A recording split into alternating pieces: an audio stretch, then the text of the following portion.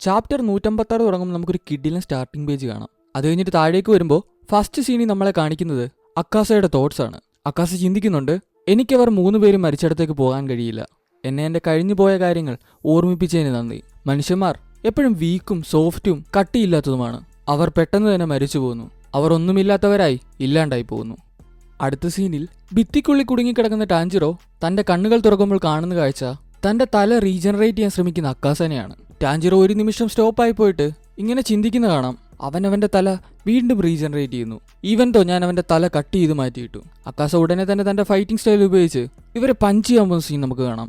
ടാഞ്ചിറോ ഉടനെ തന്നെ ആ ഭിത്തി പൊട്ടിച്ച് ചാടി അലച്ചുകൊണ്ട് അക്കാസയുടെ നേരെ വരുന്നുണ്ട്. സ്റ്റോപ്പ് എന്നുള്ള പിൻവിളിക്ക് അക്കാസ ചിന്തിക്കുന്നുണ്ട്, ആ ചെറുക്കൻ അവൻ ഇപ്പോഴും മൂവ് ചെയ്യുന്നെന്നോ.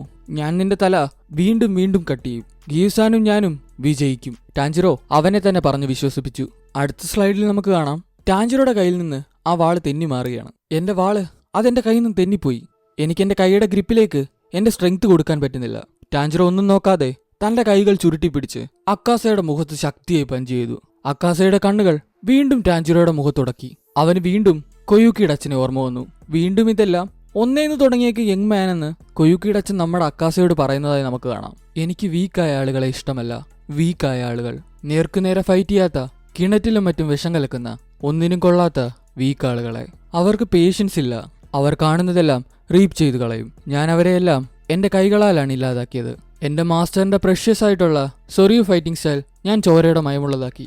എനിക്ക് എന്റെ അച്ഛന്റെ ലാസ്റ്റ് വേർഡ് മാനിക്കാൻ പറ്റിയില്ല. അതെ, എനിക്ക് മനസ്സിലായി ഇപ്പൊ ആരെയാ കൊല്ലേണ്ടതെന്ന്. നാശം, എന്റെ കയ്യിൽ നിന്ന് എന്റെ ബ്ലേഡ് തെറിച്ചുപോയി. എനിക്ക് എന്റെ കൈകൾ കൊണ്ട് അവൻ ഇനി പിടിച്ചു നിർത്താൻ പറ്റുമെന്ന് തോന്നുന്നില്ല. ടാഞ്ചിറോ അത് റിയലൈസ് ചെയ്തു. അക്കാസ രംഗോക്കുവിനെതിരെ യൂസ് ചെയ്ത തന്റെ ഡിസ്ട്രക്റ്റീവ് സ്റ്റൈൽ വീണ്ടും റിലീസ് ചെയ്യാൻ പോവുകയായിരുന്നു. ഗിയു ആ ഫൈറ്റിംഗ് റേഞ്ചിനുള്ളിലാണെന്ന് ടാഞ്ചിറോ ചിന്തിച്ചു. എന്നെക്കുറിച്ച് ഓർക്കണ്ട എന്ന് ഗിയു പറഞ്ഞെങ്കിലും ടാഞ്ചിറോ ഗിയുവിനെ പിടിച്ചുകൊണ്ട് പൊളിഞ്ഞു കിടക്കുന്ന ഒരു ഭിത്തിയിലൂടെ താഴേക്ക് ചാടുകയായിരുന്നു. ചാടുന്ന വഴിയിൽ ടാഞ്ചിറോ കണ്ടു അക്കാസ തന്റെ കണ്ണുകൾ കൊണ്ട് ടാഞ്ചിറോയെ ഫോളോ ചെയ്യുന്നത്. രണ്ടുപേരും ഒരേപോലാണ് ഏകദേശം താഴെ എത്തിയത്. പക്ഷെ അക്കാസ താഴെ എത്തിയതിന്റെ ഇമ്പാക്ട് വളരെ കൂടുതലായിരുന്നു. വീണടത്തു നിന്നും ടാഞ്ചിറോ നോക്കുമ്പോൾ കാണുന്ന കാഴ്ച മാംസം ദേഹത്തു നിന്നും തെന്നിമാറിയ എല്ലുകൾ പൊട്ടിപ്പൊളിഞ്ഞ അക്കാസനെയാണ്. അവൻ സ്വയം അറ്റാക്കിയതോ? എന്തിന്? ഒരു ചെറിയ നിമിഷത്തേക്ക് എനിക്ക് അക്കാസയുടെ എടുക്കുന്ന ഒരു നന്ദി ലഭിച്ച പോലെ. അവൻ എന്തിനാണ് എന്നെ നോക്കി ചിരിച്ചത്? പൊട്ടിപ്പൊളിഞ്ഞു കിടക്കുന്ന അക്കാസയുടെ ബോഡി വീണ്ടും റീജനറേറ്റ് ആവുകയാണ്. മതി, നിർത്തിയേക്ക്, വീണ്ടും റീജനറേറ്റ് ആകണ്ട. അക്കാസ തന്റെ മൈൻഡിൽ അവനോട് തന്നെ പറഞ്ഞു, ഈ മാച്ച് കഴിഞ്ഞു, ഞാൻ തോറ്റു. അവനൊരു അപാര അറ്റാക്കാണ് എന്റെ നേരത്തെ യൂസ് ചെയ്തത്. അവന് കംപ്ലീറ്റായും ഒരു എനിമിക്കെതിരെ സ്ട്രൈക്ക് ചെയ്യാൻ പറ്റിയിരുന്നു. എല്ലാം കഴിഞ്ഞു. എനിക്കൊരാണിനെ പോലെ ഇനി എന്റെ നരകത്തിലേക്ക് പോവാം. അക്കാസ തിരിഞ്ഞു നടന്നു. അവൻ എവിടേക്കാണ് ഈ പോകുന്നത്? ടാഞ്ചിറോ ചിന്തിച്ചു. അവന്റെ കാലുകളിൽ നിന്നല്ലോ അക്കാസ എവിടെ നിൽക്കാൻ കാര്യം? അക്കാസയുടെ ഓപ്പോസിറ്റ് തന്റെ അച്ഛൻ വന്ന് നിൽക്കുന്നതായിട്ട് അക്കാസയ്ക്ക് തോന്നുകയായിരുന്നു. അച്ഛൻ ഓക്കെ ആണോ? അച്ഛനിപ്പോൾ വേദനയിലല്ലോ അല്ലേ? അക്കാസ തന്റെ അച്ഛനോട് ചോദിച്ചു. എനിക്ക് കുഴപ്പമൊന്നുമില്ല ഹക്കൂജി, താങ്ക് യു. അക്കാസ മുട്ടുകുത്തി തന്റെ അച്ഛന്റെ കാലുകളിൽ വീണു. എന്നോട് ക്ഷമിക്കണം അച്ഛാ, എനിക്കൊന്നും ശരിയാക്കാൻ പറ്റിയില്ല. ഞാനൊരു യൂസ്ലെസ് ആണ്. അതിൽ നിനക്കൊന്നും ചെയ്യാൻ പറ്റുമായിരുന്നില്ല. അക്കാസയുടെ തലയിൽ ഒരു കൈകൾ വന്നു വീണു. നീ എന്തൊക്കെ ആയിത്തീർന്നാലും ഒരു മകൻ എപ്പോഴും ഒരു മകനാണ്. ഒരു സ്റ്റുഡന്റ് എപ്പോഴും ഒരു സ്റ്റുഡന്റ് ആണ്. അക്കാസയുടെ തലയിൽ വെച്ചിരുന്ന കൈ പതി അവന്റെ മുടികൾ ചുരുട്ടിപ്പിടിച്ചു. അത് വേറെ ആരുമല്ല, മൂസാനായിരുന്നു. മൂസാന്റെ ചിന്തകൾ വീണ്ടും അവനെ അലട്ടുകയാണ്. നിനക്ക് സ്ട്രോങ്ങർ ആകണ്ടേ? നീ ഇതെല്ലാം ഇവിടെ വെച്ച് നിർത്താൻ പോവുകയാണോ അക്കാസ? അതെ, എനിക്ക് സ്ട്രോങ്ങർ ആകണം. തല പോയാൽ എന്ത്? ജയമോ തോൽവിയോ എന്ത്? എന്താ വേണ്ടതെന്ന് വെച്ചാൽ എല്ലാവരെയും കൊല്ലണം. എനിക്കിനിയും സ്ട്രോങ്ങർ ആകാൻ സാധിക്കും. എനിക്കെന്റെ പ്രോമിസുകൾ കീപ്പ് ചെയ്യണോ അതോ? പെട്ടെന്ന് തന്നെ ഹക്കൂജിയുടെ മുന്നിൽ തന്റെ കൊയൂക്കി വന്ന് നിൽക്കുകയായിരുന്നു.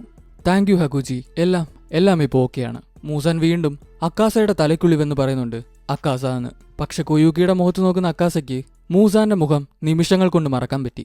അവൻ കൊയൂക്കിയെ കെട്ടിപ്പിടിച്ച് കരഞ്ഞു. എന്നോട് ക്ഷമിക്കണം, എനിക്ക് നിന്നെ പ്രൊട്ടക്ട് ചെയ്യാൻ പറ്റിയില്ല. നിനക്കെന്നെ വേണ്ട സമയത്ത് എനിക്കവിടെ എത്തിച്ചേരാൻ സാധിച്ചില്ല. നിനക്ക് തന്ന ഒരു വാക്ക് പോലും എനിക്ക് പാലിക്കാൻ പറ്റിയില്ല. എന്നോട് ഫൊർഗീവ് ചെയ്യണം. ഇപ്പോഴും ഇതെല്ലാം ഓർക്കുന്നുണ്ടല്ലോ ഹക്കൂജി സാൻ. എന്റെ ആ പഴയ ഹക്കൂജി സാനായി തിരിച്ചു വന്നതിൽ എനിക്ക് വളരെ സന്തോഷമുണ്ട്. വെൽക്കം ബാക്ക് മൈ ഹസ്ബൻഡ്, കൊയൂക്കി അക്കാസയോട് പറഞ്ഞു. ജനറേറ്റ് ആയ അക്കാസയുടെ തല പതിയെ ഡിസപ്പിയർ ആകുന്നുണ്ടായിരുന്നു. അത് ടാഞ്ചിറോയുടെ കണ്ണിൽ ആശ്ചര്യം ചെലുത്തി. പതിയെ അക്കാസ അവിടെ നിന്നും ഡിസപ്പിയർ ആവുകയായിരുന്നു. ഇവിടെ വെച്ചാണ് നമ്മുടെ 156ാമത്തെ ചാപ്റ്റർ എൻഡ് ആകുന്നത്. അപ്പോൾ പുതിയൊരു വീഡിയോ ആയിട്ടാണെന്നവരെ ബൈ.